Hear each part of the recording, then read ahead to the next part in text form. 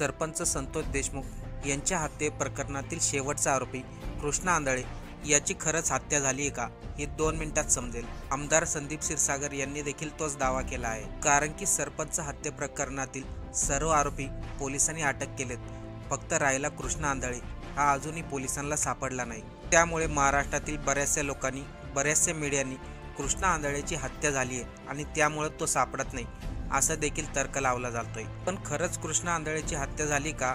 आमदार संदीप क्षीरसागर कृष्णा आंधळेबद्दल असं का म्हणाले, त्या अगोदर आपण हे जाणून घेऊ कृष्णा आंधळे नेमकं कोण होता आणि किती दिवसापासून तो फरार होता आणि पोलिसांना तो कसं काय सापडत नाही। 28 वर्षाचा कृष्णा शामराव आंधळे बीड जिल्ह्यातील धारूर तालुक्यातील मैंदवाडीचा रहिवासी आहे। कृष्णा आंधळे शेतीसोबत वीट भट्टीवरती लागणाऱ्या कामगारांचा तो मुकादम होता। एकंदरीत पूर्ण कामगाराची टोळी त्याच्याकडे होती। मंत्री धनंजय मुंडे यांचे समर्थक वाल्मिक कराड बरोबर कृष्णा आंधळेचा थेट संपर्क कधी झाला नव्हता, पण वाल्मिक कराडचा मावस भाऊ आणि आरोपी विष्णू चाटे बरोबर कृष्णा आंधळेची सर्वात अगोदर ओळख झाली होती। त्यानंतर कृष्णा आंधळे वाल्मिक कराड, सुदर्शन गुले, प्रतीक गुले यांच्या संपर्कामध्ये आला। आंधळेकडे जे काही काम सोपवलं जायचं तो एकदम परफेक्टपणे ते काम करायचा, त्यामुळे त्याला विष्णू चाटे मार्फत राजकीय आणि आर्थिक व्यवहारामध्ये काम करण्याची संधी मिळाली। पण त्यापूर्वीच 2020 मध्ये कृष्णा आंधळेचं वय अवघं 23 वर्ष असतानाच तो गुन्हेगारी क्षेत्राकडे वळला।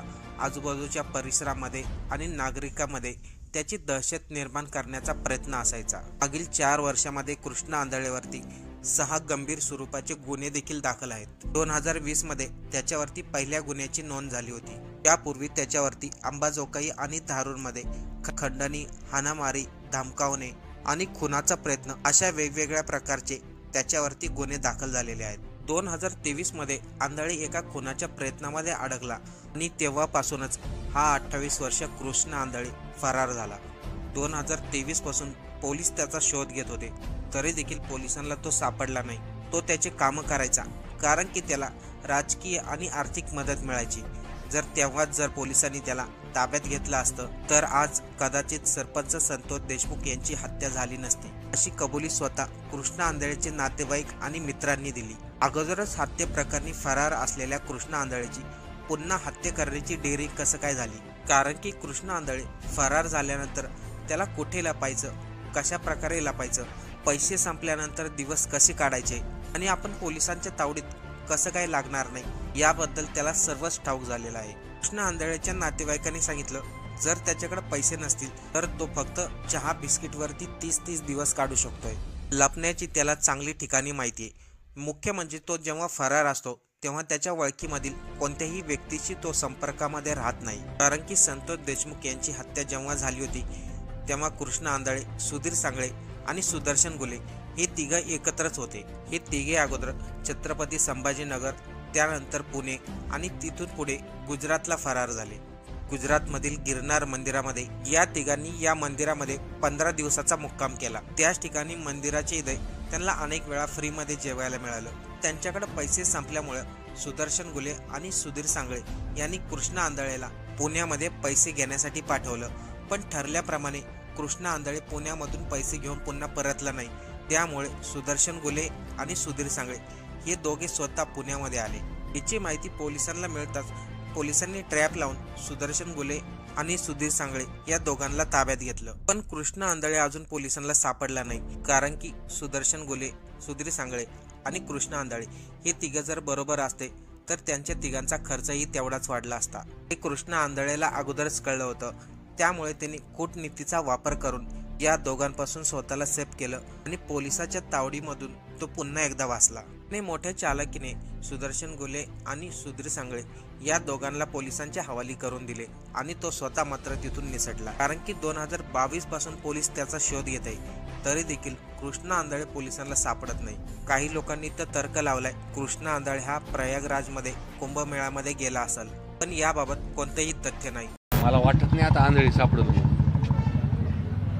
जे काही त्या भागात जे काही घडतं, जे काही इतिहास आहे सापडायचं असलं असतं तर पोलिसांनी सापडलं असतं, पण मला वाटत नाही आता सापडलं। प्रत्येक व्हिडिओ जे आहेत नवनवीन समोर येत आहेत, मात्र प्रशासनाला, पोलीस प्रशासनाला मिळत नाहीत काही व्हिडिओ। हे बघा, मी सुरुवातीला जे बोललो होतो ना की CDR तपासलं, त्याच पद्धतीने प्रशासन जो तपास घेतं आहे आणि त्याच प्रत्येक दिवशी आपल्याला काही ना काहीतरी फुटेज आपल्याला तिथं भेटते. मग ती साखळी जुळत चाललेली आहे.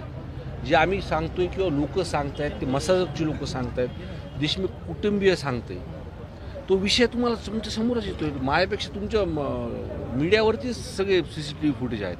काल मुंबईत जे आरोप करते की आष्टीतल्या आमदारांनी दबाव आणला आणि त्यांच्यावर जे आरोपी होते त्यांच्या अत्याचारातले त्यांनी कुठलीही कारवाई केली नाही त्या आरोपी. हे बघा, मी त्यांच्याशी आत्ता काही बोललो नाही, म्हणून मी बोलून तुम्हाला ह्या विषयावरती बोलेन.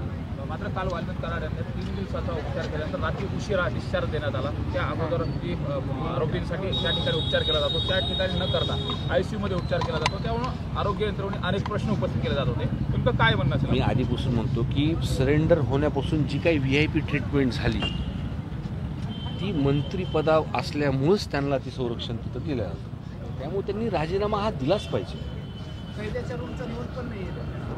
ह्या सगळ्या गोष्टी होत्या. अहो, हे तुम्हाला सांगतो मी की 28 तारखेला बीडला मोर्चा निघाला आणि माझ्या माहितीनुसार ते पुण्यामध्ये एका मोठ्या हॉस्पिटलमध्ये 2-3 दिवस तिथं ॲडमिट होते. आणि जेव्हा लोक रस्त्यावर उतरल्यानंतर तिथून ते फरार झाले. त्यांना कुणी ॲडमिट केलं, त्या काळामध्ये कोण त्यांना भेटायला गेलं, ह्याचाही तपास झाला पाहिजे. नाही, मला त्यांची मी काळजी लोकांची करतो, ही गुन्हेगारांची काळजी प्रशासन करणार. काही आरोपीला अटक केली नाही, त्या ठिकाणी पोलीस प्रशासनावरती खूप मोठा दबाव होता असं त्या फॅमिलीने देखील म्हणलं आहे. हे बघा, मी अनेकदा ह्या विषयावरती बोललो की हे फक्त आपण सर्वांनी डेअरिंग केली, मीडियाने सुद्धा हे दाखवलं, त्याच्यामुळं बाकीच्यावरती जो लोकांवरती जो अन्याय झाला आहे ते सुद्धा आता पुढे येते. अजून खूप जण येणार आहेत पुढे.